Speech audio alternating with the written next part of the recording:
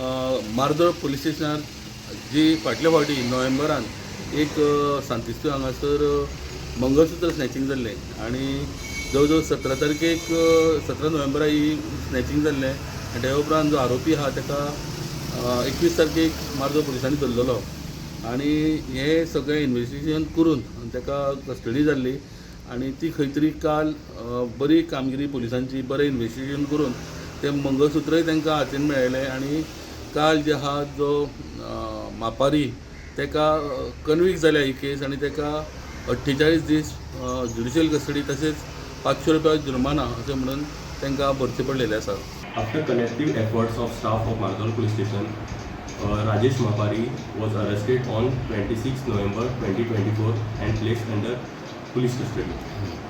Stolen property, that is gold Mangalsutra, was also recovered from the accused.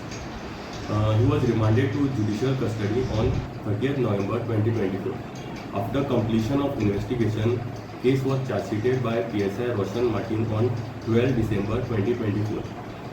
Yesterday on 13th January 2025, he accused plead guilty for his offence and he was convicted by Honorable JFC Fonda to undergo sentence of 48 days along with fine. मार्दोळच्यान प्रोटेक्टा खातीर विवेक प्रभू.